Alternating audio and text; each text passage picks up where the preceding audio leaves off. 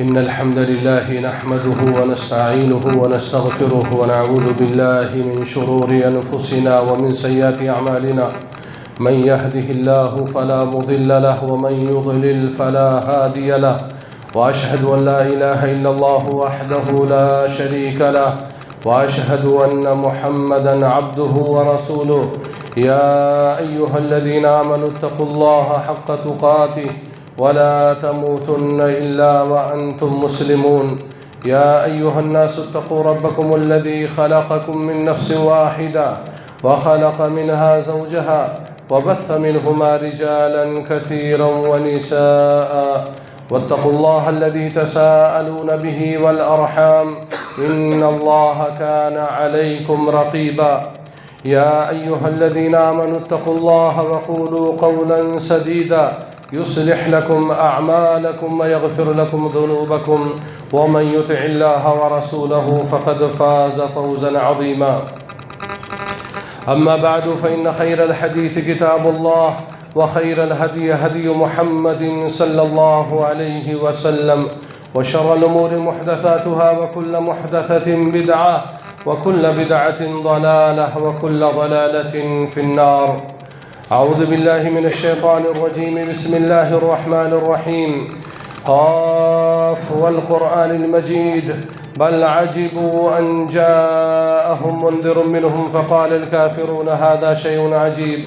أإذا متنا وكنا ترابا ذلك رجع بعيد قد علمنا ما تنقص الأرض منهم وعندنا كتاب حفيظ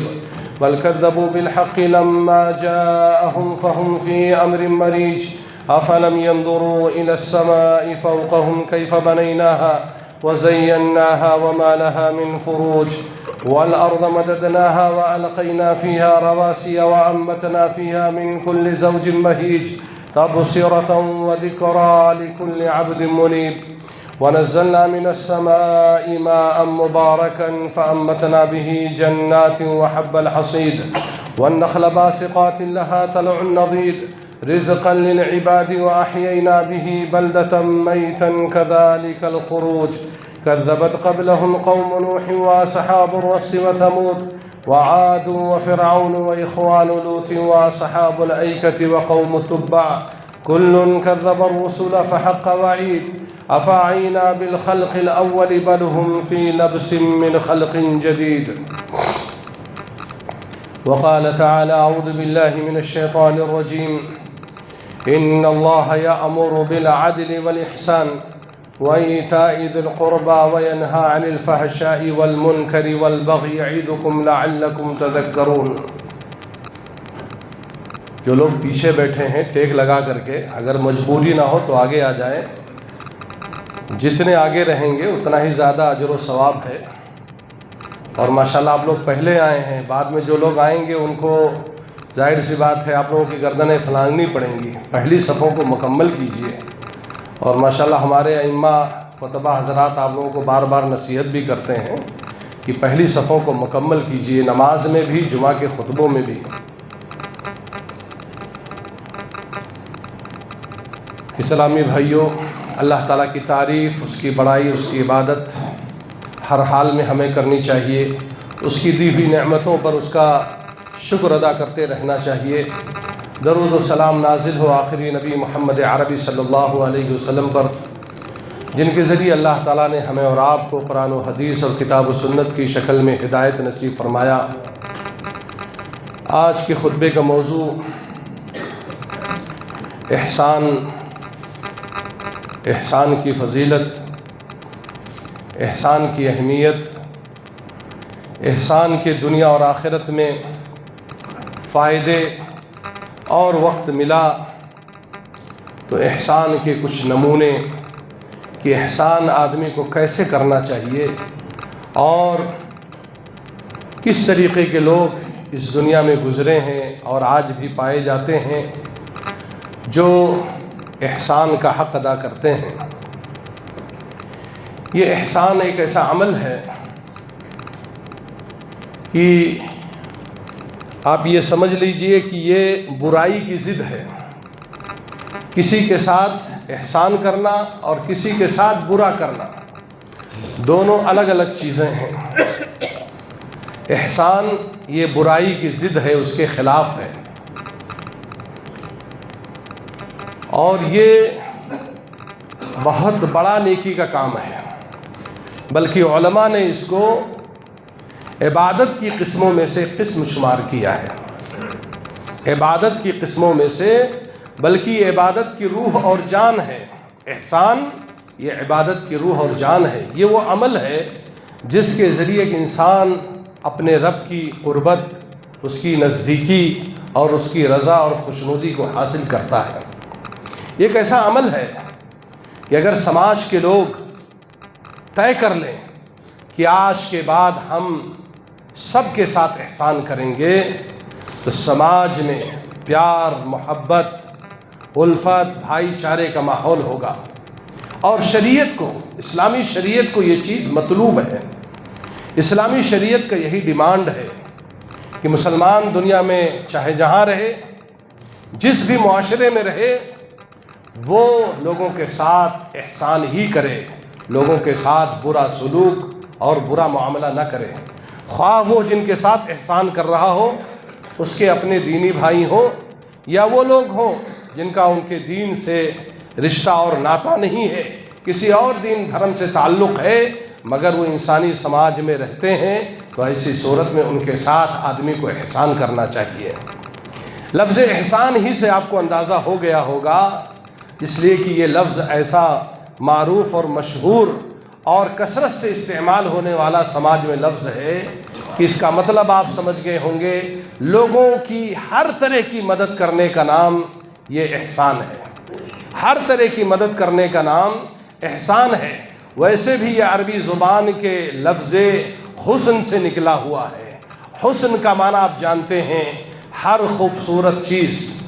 ہر خوبصورت چیز، اور ہم میں سے ہر شخص خوبصورت چیز کو پسند کرتا ہے، خوبصورت چیزیں اسے اچھی لگتی ہیں۔ آدمی جب مارکیٹ میں جاتا ہے کپڑا خریدنے، سونا خریدنے، جوتا چپل خریدنے، گھر بھی بنواتا ہے یا گھر خریدتا ہے، تو آدمی خوبصورت سے خوبصورت گھر، خوبصورت سے خوبصورت کپڑا، خوبصورت سے خوبصورت زیور اور جوتے اور چپل خریدتا ہے، گھڑیاں خریدتا ہے، خوبصورت سے خوبصورت موبائل خریدتا ہے۔ گرچہ یہ انسان کی فطرت ہے کہ انسان دنیا کی ہر خوبصورت چیز کو پسند کرتا ہے، اور اس کو اپنے قبضے میں کسی بھی دام اور ریٹ میں ہو اس کو لینے کی وہ آدمی کوشش کرتا ہے۔ اسی حسن سے یہ احسان ہے۔ اس کا معنی ہے لوگوں کے ساتھ احسان کرنا، لوگوں کے ساتھ بھلائی کرنا، مگر ہاں اس کی تعریف میں ایک شرط ہے، اس کی تعریف میں شرط ہے، بذل الخیر للغیر بدون انتظار مقابل۔ جب آپ لوگوں کے ساتھ بھلائی کریں، جب آپ لوگوں کے ساتھ احسان کریں، جب آپ لوگوں کے کام آئیں، تو اس کے بدلے میں آپ کو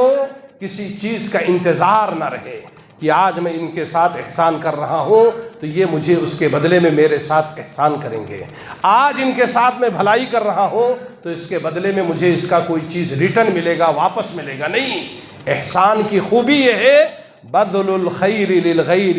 دون انتظار مقابل، بغیر کسی اجرت کے، انتظار کے، بغیر ریٹرن کے، امید کے، آدمی جو ہے لوگوں کے ساتھ بھلائی اور احسان کرے۔ یہ احسان کی بہت ہی مختصر اور سب سے جامع تعریف ہے۔ احسان کی بہت ساری قسمیں ہیں۔ احسان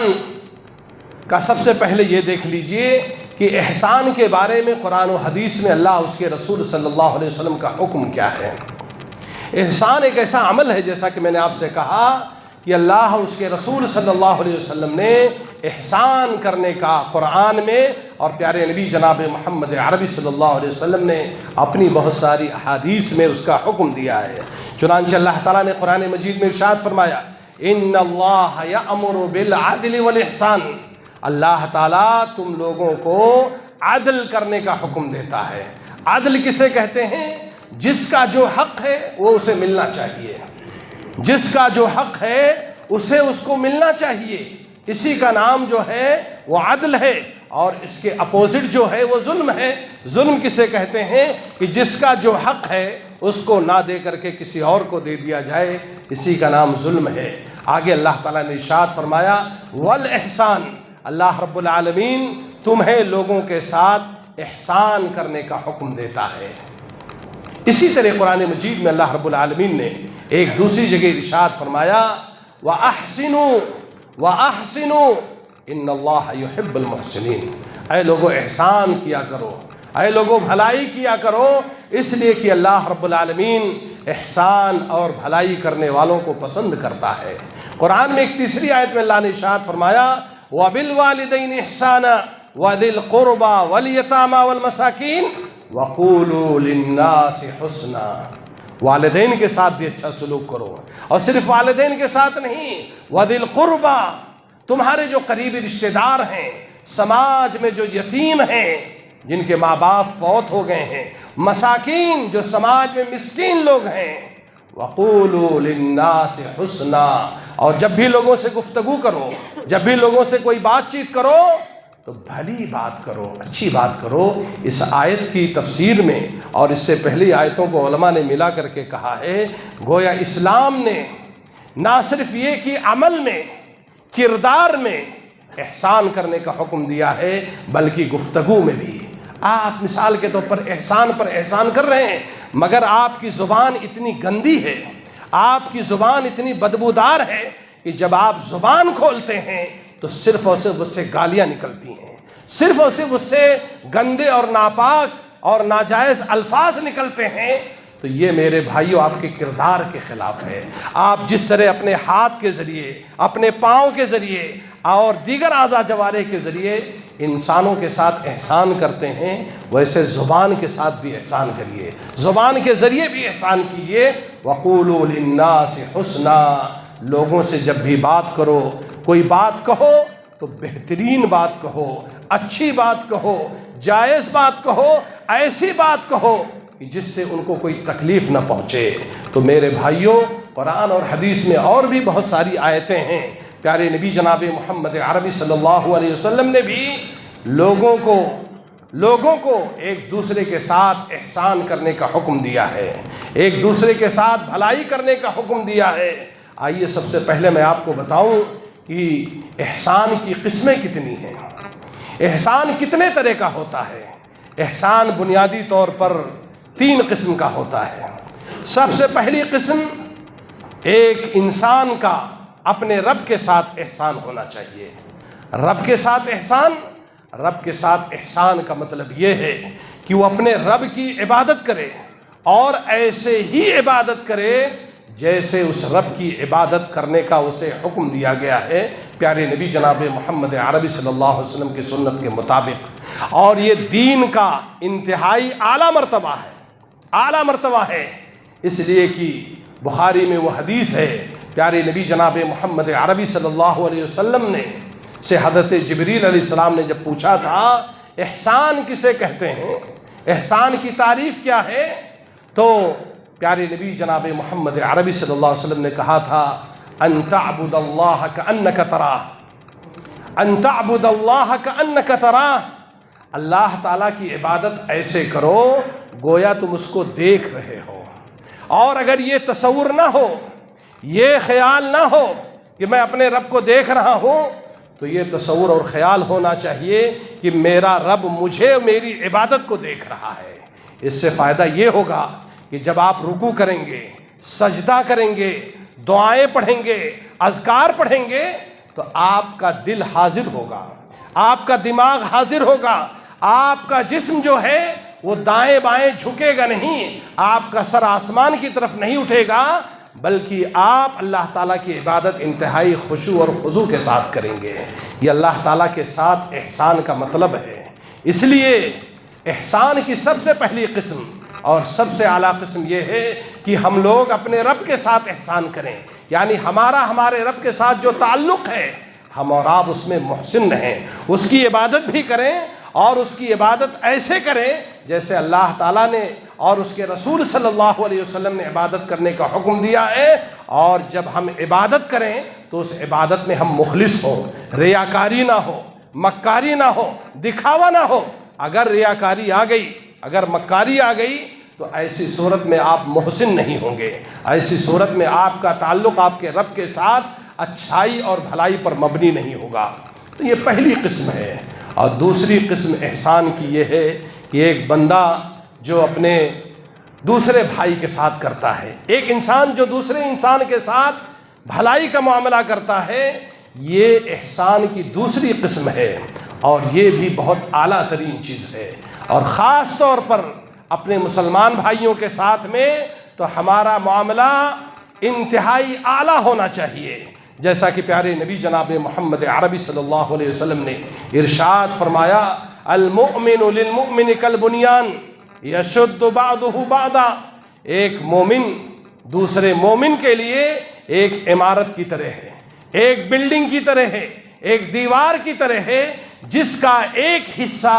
دوسرے حصے کو مضبوطی عطا کرتا ہے۔ آپ نے دیکھا ہوگا تھوئی لوگوں کو، آپ نے دیکھا ہوگا میسن لوگوں کو جو جوڑائی اور پلاسٹر کا کام کرتے ہیں، جب وہ دیواروں کو جوڑتے ہیں، اینٹ کو کیسے رکھتے ہیں، ایک اینٹ دوسرے اینٹ کے ساتھ مل کر کے اس دیوار کو مضبوطی عطا کرتی ہے۔ پیارے نبی جناب محمد عربی صلی اللہ علیہ وسلم نے فرمایا کہ مسلمانوں کو کسی بھی سماج میں، کسی بھی معاشرے میں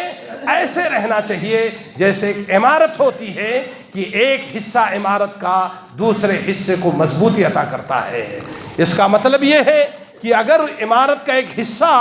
اپنے حصے کو کھینچے اور دوسرا بھی اپنے حصے کو کھینچے تو عمارت ڈھہ جائے گی، وہ بنیاد گر جائے گی، وہ دیوار ڈھہ جائے گی، اور آپ کبھی بھی بنے ہوئے مکان کے اندر نہیں رہ سکتے ہیں۔ تو پیارے نبی جناب محمد عربی صلی اللہ علیہ وسلم نے فرمایا کہ جس طرح عمارت کا ایک حصہ، بلڈنگ کا ایک حصہ دوسرے حصے کو مضبوطی عطا کرتا ہے، ایسے ایک مومن کو چاہیے کہ دوسرے مومن بھائی کو اس کی ضرورت میں، اس کی پریشانی میں اور اس کے دیگرگوں حالات میں اس کے لیے مددگار ثابت ہو۔ میرے بھائیوں، پیارے نبی جناب محمد عربی صلی اللہ علیہ وسلم کی ایک اور پیاری حدیث ہے، آپ سنتے چلیے، احسان کا مطلب سمجھیے۔ اور خاص طور پر آج ہمارے مسلم سماج میں، اور یہ بہت افسوس کی بات ہے کہ جب لوگوں کے پاس پیسے نہیں تھے، جب لوگوں کے پاس بڑے بڑے کاروبار نہیں تھے، تب تو ہم سنتے تھے لوگ احسان کرتے تھے۔ وہ آم کا سیزن ہوتا تھا، وہ پھلوں کے باغات ہوتے تھے، تو جس دن وہ پھلوں کو کاٹتے تھے یا پھلوں کو توڑتے تھے، بھائیوں میں بٹوارا ہونے کے بعد ایک اچھا خاصا حصہ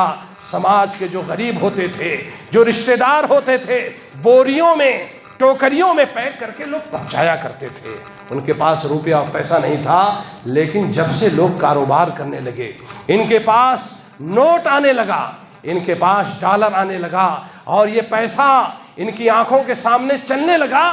اس کے بعد سے لوگ احسان کرنا بھول گئے۔ پیارے نبی جناب محمد عربی صلی اللہ علیہ وسلم کی یہ حدیث سنیے۔ مسلم سماج کیسا ہونا چاہیے؟ آپ کیا سمجھتے ہیں؟ قارون کی طرح آپ یہی کہتے رہیں گے انما اوتیتہ علی علم عندی، میرے پاس جو خیر ہے وہ میرے علم کی بنیاد پر، میرے نالج کی بنیاد پر، میرے ایکسپیرینس اور تجربے کی بنیاد پر مجھے ملا ہے۔ ہاں، یہ دولت، یہ پراپرٹی، یہ جائیداد اللہ نے کس لیے دیا ہے؟ یہ صرف آپ کے لیے نہیں ہے، اس میں آپ کے والدین کا حق ہے، اس میں آپ کے بھائیوں کا حق ہے، اس میں آپ کے رشتہ داروں کا حق ہے، اس میں یتیموں، مسکینوں، بیواؤں، پورے سماج کا حق ہے۔ پیارے نبی صلی اللہ علیہ وسلم ایک پائیدار، ایک صالح مسلم معاشرے کی عکاسی کرتے ہوئے ارشاد فرماتے ہیں کہ مسلم معاشرہ کیسا ہونا چاہیے۔ آپ نے فرمایا مثل المؤمنین فی توادہم وتراحمہم وتعاطفہم مثل الجسد اذا اشتکا منہ عضو تداعی لہ سائر الجسد بالسہر والحمى۔ ارے مسلمانوں کی مثال ایک دوسرے کے ساتھ نرمی کرنے میں، رحمت کرنے میں، ایک دوسرے کے ساتھ پیار و محبت کرنے میں ایسے ہی ہونا چاہیے جیسے ایک جسم ہوتا ہے۔ ایک جسم کو اگر کوئی تکلیف پہنچتی ہے، مثال کے طور پر اس انگلی کو کہیں زخم لگ گیا یا کٹ گیا یا سوئی چبھ گئی،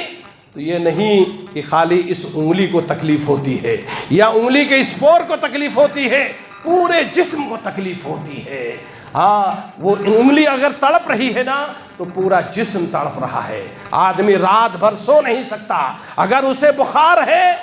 سر میں بخار ہے، جسم گرم ہے، تو تو ایسا نہیں ہے کہ ہاتھ کہہ رہا ہے کہ نہیں میں آرام سے سوؤں گا. تم سر ہو, تم اپنا سنبھالو, یا پیر میں تکلیف ہے تو سر کہے یہ تمہارے پیر کا معاملہ ہے. ایسا ہوا ہے کہ آپ لوگوں کے ساتھ میں نہیں. کتنی باریک, کتنی عظیم مثال آپ نے دی ایک صالح اور پائیدار مسلم معاشرے کی, کہ مسلمانوں کی مثال ایسے ہی ہے کہ اگر کسی بھائی کو تکلیف پہنچے, اگر اس کے گھر میں کوئی بیمار ہو جائے تو جا کر کے اس کی عیادت کرے. اس کے گھر میں کسی کی میت ہو جائے تو پہنچ کر کے اس کے گھر والوں کو سب سے پہلے صبر کی تلقین کرے, اور اس کے بعد اس کی تجہیز و تکفین کا آدمی انتظام کرے. اگر وہ مقروض ہے تو اس کے قرض کو اتارنے میں اس کی مدد کرے, یا اس کے گھر میں ان کے بچوں کی تعلیم کا مسئلہ ہے تو تعلیم کے مسائل کو حل کرنے کی کوشش کیجیے. بیٹوں اور بیٹیوں کی شادیاں ہونی ہیں, سب بالغ ہو چکے ہیں, پیسہ نہ ہونے کی وجہ سے رشتے نہیں کر پا رہا ہے آدمی, تو اس کا مطلب یہ ہے کہ آپ کا پیسہ اس کے کام میں آنا چاہیے. یہ ایک بڑا کام ہے ایک انسان کا اپنے بھائی کے کام میں آنا, اور اس کی بہت زیادہ فضیلت ہے میرے بھائیوں قرآن اور حدیث کے اندر, اور اس کے نمونے ملتے ہیں, اس کے بہت زیادہ نمونے ہیں. اس کے سلسلے میں اگر آپ کو میں بتاؤں, قرآن مجید میں یہ احسان کرنا یہ نبیوں کا شیوا ہے, یہ نبیوں اور متقیوں کا عمل رہا ہے. موسیٰ علیہ السلام کو دیکھیے, مصر سے کب نکلتے ہیں؟ جب انہیں اپنی جان کا خطرہ ہوتا ہے. مصر سے بھاگ کر کے راتوں رات نکلتے ہیں, مدین پہنچتے ہیں. ایک آدمی جس کا پیچھا کیا جا رہا ہو, ایک آدمی جس کی جان خطرے میں ہو, اور وہ اپنا وطن چھوڑ چکا ہو اور دوسرے ملک میں جا رہا ہو, مقام مدین پر پہنچتے ہیں تو دیکھتے ہیں کہ ایک کنویں پر لوگ پانی بھر رہے ہیں, اور دو پردہ نشین عورتیں, دو پردہ نشین لڑکیاں کھڑی ہیں. ان مردوں کے بیچ میں گھس نہیں سکتی, ان مردوں کے بیچ میں وہ جا کر کے پانی نہیں بھر سکتی ہیں. موسیٰ علیہ السلام بھاگے ہوئے آدمی ہیں, ہمارے بمبئی کی زبان میں کہہ لیجئے تڑی پار آدمی ہے بمبئی کی زبان میں. مطلب یہ ہے کہ ان کو مجبور کیا گیا اپنا وطن چھوڑنے پر, اس لیے کہ ان کی جان کا خطرہ تھا. مگر انہوں نے ان تمام چیزوں کے باوجود جب دیکھا دو پردہ نشین عورتیں کھڑی ہیں اور اس بھیڑ میں پانی بھرنے سے پرہیز کر رہی ہیں, تو آگے بڑھے اور ان کے ڈول کو لیا اور اس میں پانی بھرا. پانی بھرنے کے بعد ان سے احسان کی کوئی امید نہیں لگائی, ان سے انہوں نے معاوضہ نہیں طلب کیا. قرآن میں اللہ تعالیٰ نے اس کا ذکر کرتے ہوئے کہا فَسَقَى لَهُمَا ثُمَّ تَوَلَّى إِلَى الظِّلِّ فَقَالَ رَبِّ إِنِّي لِمَا أَنزَلْتَ إِلَيَّ مِنْ خَيْرٍ فَقِيرٌ. محسن جو ہوتا ہے نا وہ اللہ رب العالمین سے بدلہ طلب کرتا ہے. موسیٰ علیہ السلام نے ان دو لڑکیوں کا پانی بھرا, اور اس کے بعد جو ہے سائے میں گئے اور اللہ تعالیٰ سے دعا کر رہے ہیں رب انی لما انزلت الی من خیر فقیر. اللہ تو نے جو بھلائی اتاری ہے میں اس کا حاجت مند ہوں, میں اس کا ضرورت مند ہوں. یعنی کہنا یہ چاہتے ہیں مجھے ان بچیوں سے, ان بچیوں کے سرپرستوں سے مجھے معاوضے کی کوئی ضرورت نہیں ہے. یہ نبیوں کا شیوا ہے. یوسف علیہ السلام جیل میں ہیں, یوسف علیہ السلام جیل میں ہیں, اور جیل میں بھی جو ان کے ساتھ قیدی ہیں وہ ان کی خدمت کر رہے ہیں. ان کی خدمت کیسے کر رہے ہیں؟ حضرت ضحاک ایک مفسر قرآن ہیں, وہ کہتے ہیں کہ اس میں سے جب کوئی مریض بیمار ہوتا تھا تو وہ اس کی تیمارداری کرتے تھے. کسی مریض کے لیٹنے میں اس کی کوئی جگہ تنگ ہوتی تھی تو اس کے لیے جگہ کو کشادہ کر دیتے تھے. لوگوں کی حاجتوں کو جیل میں پوچھتے تھے. اسی جیل کے سارے قیدیوں نے کہا انا نراک من المحسنین.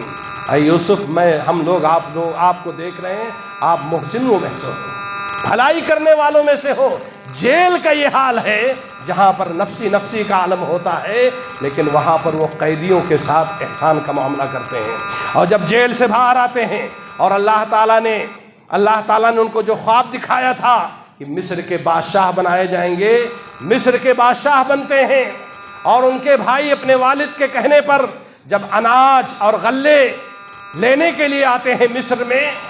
تو پہچان نہیں پاتے ہیں, اس لیے کہ ان کے چہرے پر پردہ ہوتا ہے, تو ان کو زیادہ دیتے ہیں. تو ان کے بھائی کہتے ہیں انا نراک من المحسنین. بادشاہ خازن وقت ہم دیکھ رہے ہیں کہ آپ بہت احسان کرنے والوں میں سے ہو.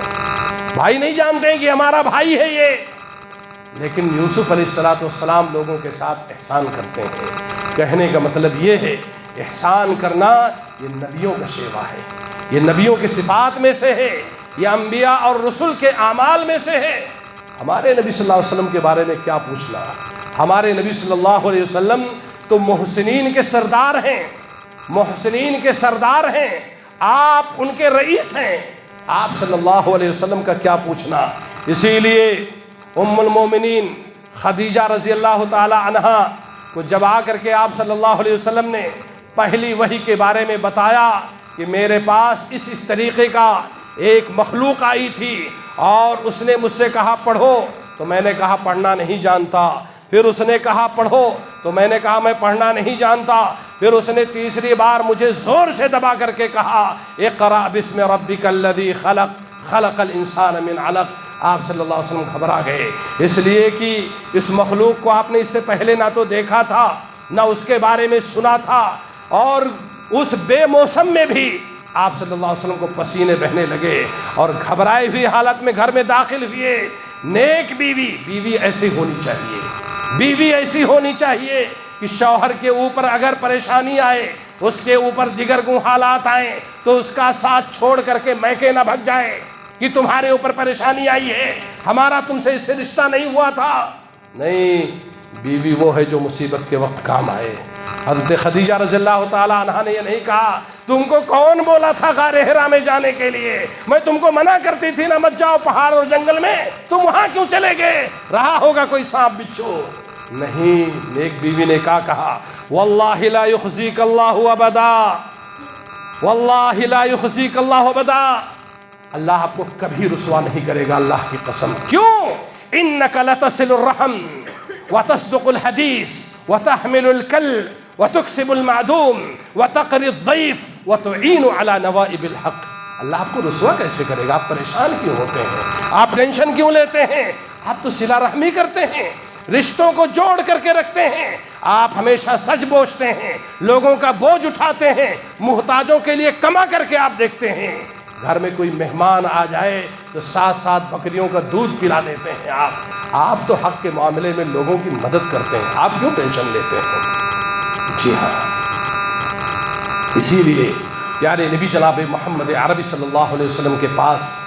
ایک آدمی، ایک صحابی آئے اور کہا اللہ کے نبی، دو سوال کیا، غور سے سنیے۔ لوگ جو ہے احسان کرنا بھول گئے ہیں، لوگ ایک دوسرے کے کام آنا بھول گئے ہیں۔ ارے بھائی، ابھی قیامت نہیں آئی ہے کہ نفسی نفسی کا عالم ہوگا، یوم یفر المرء من اخیہ وامہ وابیہ وصاحبتہ واخیہ، کہ لوگ بھاگیں گے۔ اس دنیا میں تو مدد کرنے کا حکم ہے۔ پیارے نبی کے پاس آ کر کے ایک صحابی سوال کرتے ہیں، ای الناس احب الی اللہ و ای اعمال احب الی اللہ، اللہ کے نبی، لوگوں میں اللہ کے نزدیک سب سے زیادہ پسندیدہ کون ہے، اور اعمال میں اللہ کے نزدیک سب سے زیادہ پسندیدہ کون ہے؟ تو آپ نے کہا کہ لوگوں میں اللہ کے نزدیک سب سے زیادہ چہیتا انفعہم للناس، جو لوگوں کے لیے سب سے زیادہ نفع بخش ہے، جو لوگوں کو سب سے زیادہ فائدہ پہنچائے، وہی آدمی اللہ کی نگاہ میں اللہ کے نزدیک سب سے زیادہ محبوب اور پسندیدہ ہے۔ دوسرا سوال کیا کہ اللہ کے نزدیک سب سے زیادہ چہیتا عمل کون سا ہے، کون سا عمل اللہ کے نزدیک زیادہ محبوب ہے؟ تو پیارے نبی صلی اللہ علیہ وسلم نے فرمایا، وَأَحَبُّ الْأَعْمَالِ إِلَى اللَّهِ سُرُورٌ تُدْخِلُهُ عَلَى مُسْلِمٍ، سب سے زیادہ پسندیدہ عمل اللہ کے نزدیک وہ ہے، وہ خوشی ہے، وہ مسکراہٹ ہے، وہ مسکراتا چہرہ ہے، جو خوشی آپ کسی مسلم کے اوپر داخل کر دو، یعنی کوئی ایسی بات بول دو یا اس کے ساتھ کوئی ایسا عمل کر دو کہ تمہارا مسلم بھائی خوش ہو جائے۔ اور اگر یہ نہیں کر سکتے ہو، او تکشف عنہ کربتن، اس کی کسی پریشانی کو دور کرنے میں اس کی مدد کر دو، او تقضی عنہ دینن، یا اس کے اوپر قرض ہے، بیچارہ کراہ رہا ہے، بیچارہ ڈوب رہا ہے، کسی طریقے سے اس کی مدد کر کے جو ہے اس کے قرض کو اتار دو، او تطرد عنہ جوعا، یا وہ آدمی بھوکا ہے، کئی دن سے اس نے کھانا پانی نہیں کھایا ہے، ایسی صورت میں اس کی بھوک اور پیاس دور کرنے میں اس کی مدد کرو۔ اس کے بعد پیارے نبی صلی اللہ علیہ وسلم نے فرمایا، لان امشی اما آخن فی حاجت خیر لی من ان اعتکف فی ھذا المسجد شہرا، میں کسی مسلمان بھائی کی ضرورت پوری کرنے کے لیے اپنے گھر سے نکلوں، محنت کروں، کوشش کروں، یہ عمل میرے نزدیک، اللہ کے نزدیک مسجد نبوی میں 1 مہینہ اعتکاف میں سے کہیں زیادہ افضل ہے۔ لوگ اس کو نیکی نہیں سمجھتے ہیں، لوگ کہتے ہیں بھائی ان کا معاملہ ہے، لوگ کہتے ہیں بھائی ان کا کردار ہے، وہ اپنا سمجھیں۔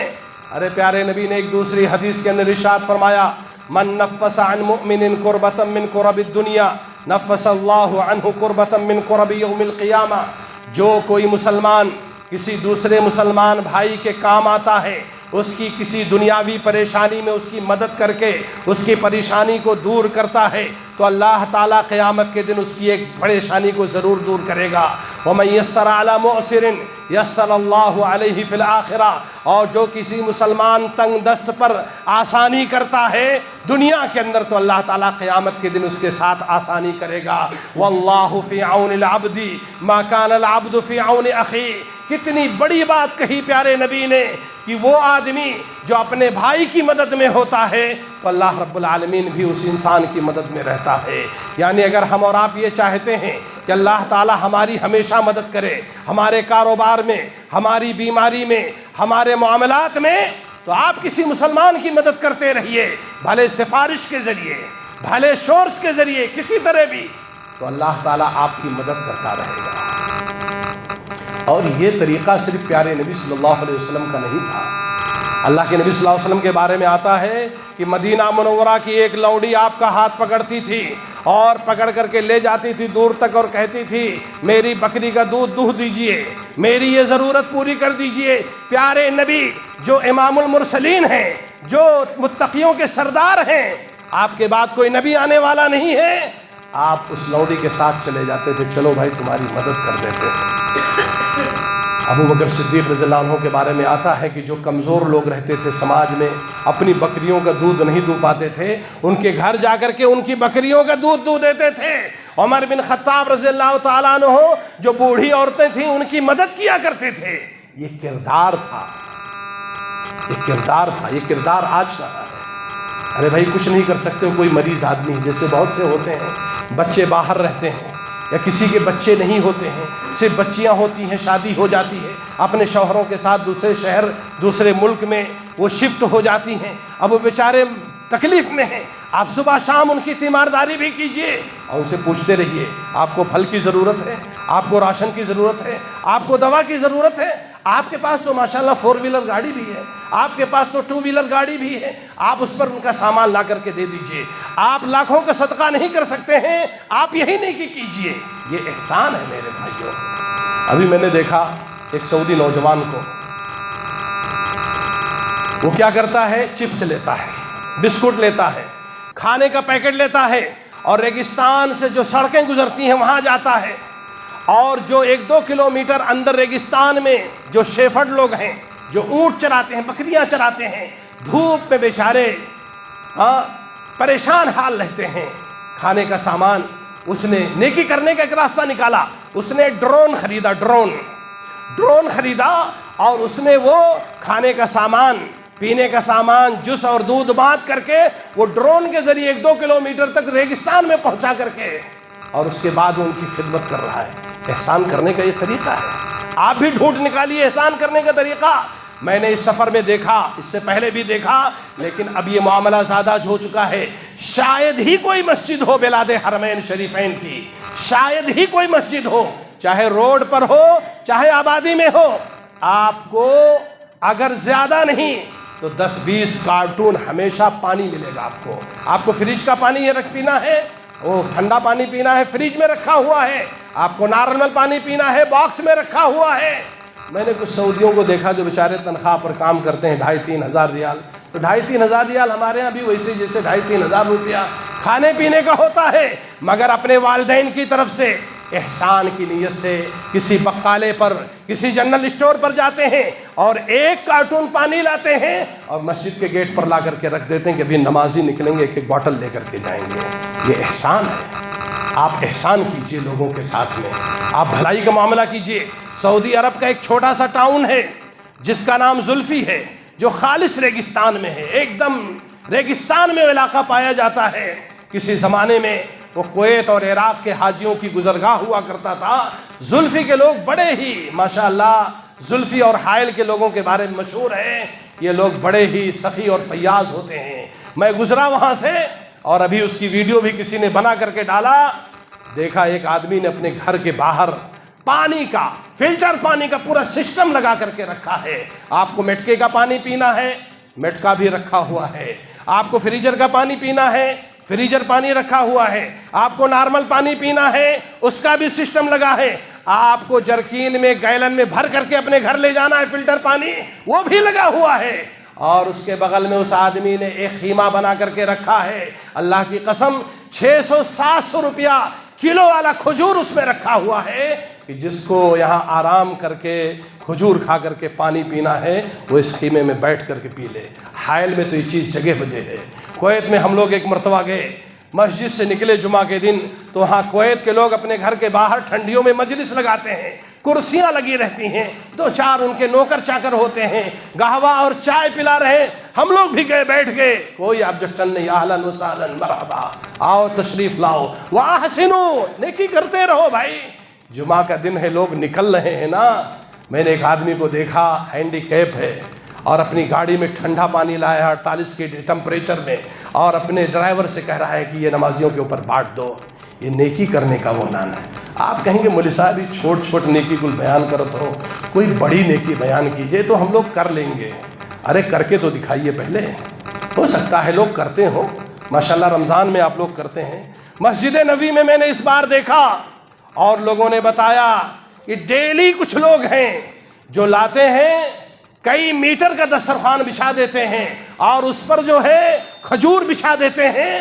جس کو کھانا ہے کھائے۔ ارے بھائی یہ جو لوگ عمرہ کرنے آئے ہوئے ہیں یہ روزے سے تھوڑی نہ ہے۔ وہ کہتے ہیں ہم صرف روزے داروں کے لیے نہیں لاتے ہیں، لوگ کھجور کھائیں، پانی پئیں اور ہم ان کے ساتھ احسان کرتے ہیں۔ کہنے کا مطلب یہ ہے کہ جس کو احسان کرنا ہے وہ آدمی راستے ڈھونڈ لیتا ہے، وہ آدمی راستے نکال لیتا ہے۔ میرے بھائیوں،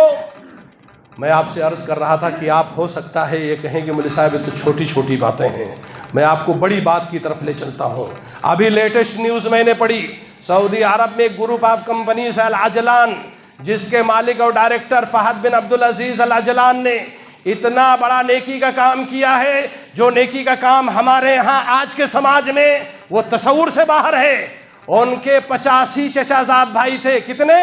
85 چچا زاد بھائی تھے جو ہاؤس لیس تھے، جن کے پاس اپنے ذاتی مکان نہیں تھے، جو کرائے پر رہتے تھے۔ یہ آدمی جب کئی کمپنیوں کا مالک بنا، دولت آئی تو اس نے ریاض، سعودی عرب کی راجدھانی کے حی الحتین میں، جو ایک پوش محلہ مانا جاتا ہے، 85 فلہ فاخرہ، انتہائی اعلیٰ اسٹینڈرڈ کے بنگلے بنا کر کے اپنے 85 بھائیوں کو اس نے گفٹ دیا ہے۔ آپ کرو گے تو دیوار نہیں بناتے ہو یار، مقدمہ لڑتے ہو اپنے بھائیوں کے ساتھ میں، بہنوں کا حق مار کر کے پریشان کیے ہوئے ہو، ماں باپ کا حال چال نہیں لیتے ہو، نماز پڑھتے ہو، اللہ کے ساتھ احسان کرتے ہو تو مخلوق کے ساتھ بھی احسان کرو۔ چچا آج ہماری ساری دشمنی اپنے سگے بھائیوں کے ساتھ میں، 10,000 ادھار لے لیا، نہیں دے پا رہا ہے، پورا سماج بانٹ رہے ہو، پورے سماج میں جو ہے وہ کیا کہتے ہیں اس کو، لنگر لگائے ہوئے ہو، اور 10,000 روپیہ دے کر کے اس کے پیچھے پیچھے گھوم رہے ہو، کب دے گا؟ ہاں، اس کی عزت آبرو کے پیچھے پڑے ہو۔ چچا زاد بھائی کے لیے 85 بنگلے بنا کر کے اس آدمی نے دیا، وہ بھی ریاض کے پوش علاقے میں۔ یہ نمونے میں اس لیے دے رہا ہوں کہ ہوش کے ناخن لو، صرف نماز پڑھنا کافی نہیں ہے، صرف روزہ رکھنا کافی نہیں ہے، احسان کا معاملہ کرو۔ اور دیکھو دولت کیسے بڑھتی ہے۔ ولید بن طلال نے سعودی عرب کے ایکس فارمر بادشاہ عبداللہ صاحب نے جب اعلان کیا کہ سعودی غریبوں کے لیے ہم گھر بنانا چاہتے ہیں، اور ملک کے جو بزنس مین ہیں اگر وہ بھی گھر بنوانا چاہتے ہیں تو حکومت ان کو جگہ دے گی، زمین دے گی۔ ولید بن طلال نے کہا تھا کہ میں اکیلے 10,000 گھر اپنے ملک کے شہریوں کے لیے بنا کر کے دیتا ہوں۔ کویت کی میڈیا نے پوچھا جب کویت میں گئے کہ پرنس آپ کو ڈر نہیں لگتا آپ کی دولت کم ہو جائے گی؟ تو اس آدمی نے کہا ارے یار ما نقص مال من صدقہ، ہمارے نبی نے کہا یہ صدقہ ودقہ دینے سے مال تھوڑی نہ کم ہوتا ہے، یہ سب نمونے ہیں، یہ سب سمپل ہیں۔ آپ لوگ بمبئی میں کماتے ہیں، اللہ تعالیٰ دیتا ہے، گاؤں میں چھوٹے بھائی ہیں، گاؤں میں بڑے بھائی ہیں، بہنیں ہیں، آپ دنیا کو بانٹتے ہیں۔ ارے بھائی کچھ نہیں دے سکتے ہو تو زکوٰۃ ہی دے دو نا یار، کچھ تو دے دو، کیوں خوش ہوتے ہو ان کی پریشانیوں کو دیکھ کر کے؟ یہ سمپل ہونا چاہیے۔ اب آپ کہیں گے مولوی صاحب یہ گھر ور کی بات آپ کرتے ہیں، کوئی اور بڑی بات بتائیے، احسان کا ایک اعلیٰ نمونہ بتا کر کے میں اپنی بات کو ختم کرتا ہوں۔ یہ کئی سال پہلے کا واقعہ ہے، ہم لوگ مدینہ یونیورسٹی میں پڑھتے تھے، اس سے پہلے کا واقعہ ہے۔ سعودی عرب کے ایک روڈ پر دو نوجوانوں کے درمیان، جن کی عمر 15 16 14 15 کے بیچ میں ہو گئی، گاڑی چلانے کے دوران اوور اٹیکنگ کو لے کر کے دونوں کے درمیان تکرار ہوا، اور ایک نوجوان نے دوسرے نوجوان کے اوپر اپنی ریوالور نکال کر کے فوری طور پر گولی ماری اور اس کی جان جو ہے جگہ پر لے لیا۔ تو وہاں پر تو ماشاءاللہ عدل ہے۔ پتہ یہ چلا کہ مارنے والا لڑکا آل سعود فیملی کا ہے، جس فیملی کی حکومت ہے، بادشاہت ہے، اس خاندان کا لڑکا ہے۔ تو کیا ہوا؟ جس ملک میں اللہ اس کے رسول کا قانون نافذ ہوتا ہے، معاملہ عدالت تک گیا تو شرعی امور کے مطابق، شرعی حکم کے مطابق یہ اختیار ہے کہ یا تو گھر والے معاف کر دیں یا تو دیت لینے کے لیے تیار ہو جائیں۔ اگر ان دونوں چیزوں پر مقتول کے ورثہ تیار نہیں ہیں تو قاتل کو ایک وقت متعین پر وزارت داخلہ کے حکم کے مطابق، عدالت کے فیصلے کے مطابق اس کی گردن ماری جائے گی۔ گھر والوں نے پوری کوشش کیا، جس شہزادے نے مارا تھا اس کے گھر والوں نے دیت سے کئی گنا زیادہ، یہاں تک آتا ہے کہ ان کے پاس کئی کلومیٹر کا کھجور کا باغ تھا، کہا یہ لے لو مگر میرے بچے کو معاف کر دو، پیسہ لینا ہے پیسہ لے لو۔ یہاں تک میں نے فوٹو دیکھا کہ اس شہزادے کی ماں، اس کی بہنیں اس مقتول لڑکے کے گھر کے باہر جا کر کے قالین بچھا کر کے بیٹھے تھے کہ ان کو ترس آ جائے اور ہمارے بچے کو معاف کر دیں، مگر انہوں نے کہا نہیں، ہم کو حد چاہیے، ہم کو بھی اس کی گردن، ہمیں بھی اس کی گردن چاہیے شرعی قانون کے مطابق۔ چنانچہ عدالت کا فائنل فیصلہ آیا، دن متعین کیا گیا، میدان سجایا گیا، سیکورٹی لگائی گئی، ریت گرائی گئی، جلاد کو لایا گیا، قاتل کو لایا گیا، اس کے آنکھ پر پٹی باندھی گئی، اور جلاد نے تلوار جیسے ہی نکالی ویسے اس قاتل شہزادے نے کہا، مقتول کے ماں باپ کو خطاب کرتے ہوئے، اعتقونی اعتقونی اعتقکم اللہ من النار، اے لوگو آج مجھے چھوڑ دو، آج مجھے رہا کر دو، اللہ تعالیٰ آپ لوگوں کو قیامت کے دن جہنم کی آگ سے رہا کر دے گا، میں یہ دعا کرتا ہوں۔ مقتول کے باپ نے جلاد سے کہا کہ ابھی اس کی گردن نہ ماری جائے، جا کر کے وضو کیا، ایک کونے پر جا کر کے استخارے کی نماز پڑھی، گھر والوں سے آ کر کے مشورہ کیا، مشورہ کرنے کے بعد اعلان کیا کہ ہم اس قاتل کے گناہ کو صرف اور صرف اللہ تعالیٰ کی خاطر معاف کر رہے ہیں۔ وَأَحْسِنُوا إِنَّ اللَّهَ يُحِبُّ الْمُحْسِنِينَ وَأَحْسِنُوا إِنَّ اللَّهَ يُحِبُّ الْمُحْسِنِينَ۔ آپ لوگ 10-20 ہزار روپیہ نہیں معاف کر پاتے ہو، یہاں تو کئی کلومیٹر کا کھجور کا باغ مل رہا تھا، ملین مل رہا تھا، دیت کی جو رقم تھی اس سے کئی گنا زیادہ لینے کے لیے تیار تھے، لیکن اس نے بھی ثابت کیا کہ اس ملک کا نظام کیا ہے اور اللہ کی خاطر آدمی احسان کیسے کرتا ہے۔ تو میرے بھائیوں، احسان کرتے رہو، احسان کرنے والوں کو اللہ تعالیٰ پسند کرتا ہے، جیسا کہ اللہ تعالیٰ نے قرآن مجید میں ارشاد فرمایا، وَأَحْسِنُوا إِنَّ اللَّهَ يُحِبُّ الْمُحْسِنِينَ، احسان کرو، اللہ تعالیٰ احسان کرنے والوں کو پسند کرتا ہے۔ وَإِنَّ اللَّهَ لَمَعَ الْمُحْسِنِينَ، اللہ تعالیٰ احسان کرنے والوں کے ساتھ میں ہے۔ اور ایک چیز آپ کو میں یہ بتا دوں، یہ بہت پتے کی بات ہے اور اللہ اس کے رسول کا وعدہ بھی ہے کہ اگر آپ احسان کرتے رہیں گے نا، اور خاص طور پر اپنے رشتہ داروں کے ساتھ میں، قریبی لوگوں کے ساتھ میں، تو اللہ تعالیٰ آپ کو بری موت سے، برے حادثے سے اللہ تعالیٰ آپ کی حفاظت کرے گا اور آپ کو بچائے گا۔ جی ہاں، پیارے نبی کا فرمان ہے، صلۃ الرحم تقی مصارع السوء والآفات والہلاکات، یہ رشتوں کو جوڑ کر کے رکھنا، رشتہ داروں کے ساتھ احسان کرنا، یہ آدمی کو بری موت سے، آفتوں سے، تباہیوں سے برباد کرتا، بچاتا ہے۔ ابھی میں راستے میں پڑھ رہا تھا، اور یہ بہت پہلے میں نے پڑھا تھا، امام سعید بن المسیب بہت مشہور تابعی ہیں، ان کو آ کر کے کسی نے خبر دیا کہ ابراہیم ابن محمد ابن طلحہ کا انتقال ہو گیا ہے۔ کہا کیسے انتقال ہوا؟ کہا ان کا مکان ہی ان کے اوپر گر گیا اور وہ اس کے اندر دب کر کے مر گئے۔ سعید ابن المسیب رحمہ اللہ نے کہا، لا يمكن هذا يأبى الله ان يكون مثل هكذا، کہا یہ ہو نہیں سکتا، اللہ تعالیٰ ایسا کر نہیں سکتا سعید ابراہیم ابن محمد بن طلحہ کے ساتھ میں، کہا جا کر کے دیکھو۔ لوگوں نے جا کر کے ان کی عمارت کا ملبہ اٹھایا، جو دیواریں گری تھیں اس کو ہٹایا، تو دیکھا ابراہیم ابن محمد ابن طلحہ زندہ ہیں، اور ایسے ویسے زندہ نہیں ہیں، ان کے جسم پر کوئی خراش نہیں ہے، کوئی موچ نہیں ہے، کوئی ہڈی نہیں فریکچر ہوئی ہے۔ تو لوگوں نے کہا امام صاحب آپ کو یہ کیسے پتا چلا، آپ کو یہ کیسے پتا چلا کہ یہ آدمی مرا نہیں ہے؟ تو انہوں نے کہا اللہ کے نبی صلی اللہ علیہ وسلم نے فرمایا ہے کہ صلہ رحمی کرنے والے کو اللہ تعالیٰ بری موت سے بتاتا ہے، اور یہ ابراہیم ابن طلحہ صلہ رحمی کرتے تھے، اپنے رشتوں کو جوڑ کر کے رکھتے تھے۔ آپ کیا سمجھتے ہیں کتنے لاکھ روپے کا کام ہو گیا؟ ہاں انہوں نے کتنا خرچ کیا ہوگا؟ 10-20 ہزار روپیہ۔ اللہ رب العالمین سے دعا ہے کہ اللہ تعالیٰ ہمیں بھی احسان کرنے کی توفیق عطا فرمائے۔ یہ احسان کے میں نے چند نمونے دیے ہیں، آج بھی روئے زمین پر موجود ہیں۔ علامہ ابن باز رحمہ اللہ جو سعودی عرب کے ایکس مفتی تھے،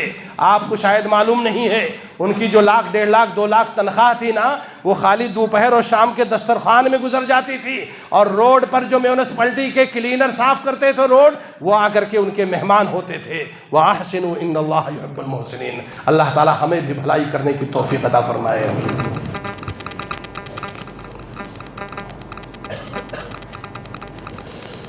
إن الحمد لله نحمده ونستعينه ونستغفره ونعوذ بالله من شرور أنفسنا ومن سيئات أعمالنا، من يهده الله فلا مضل له ومن يضلل فلا هادي له، وأشهد أن لا إله إلا الله وحده لا شريك له، وأشهد أن محمدا عبده ورسوله۔ إن الله يأمر بالعدل والإحسان وإيتاء ذي القربى وينهى عن الفحشاء والمنكر والبغي يعظكم لعلكم تذكرون، واذكروا الله يذكركم وادعوه يستجب لكم، ولذكر الله تعالى أعلى وأولى وأجل وأتم وأهم وأكبر۔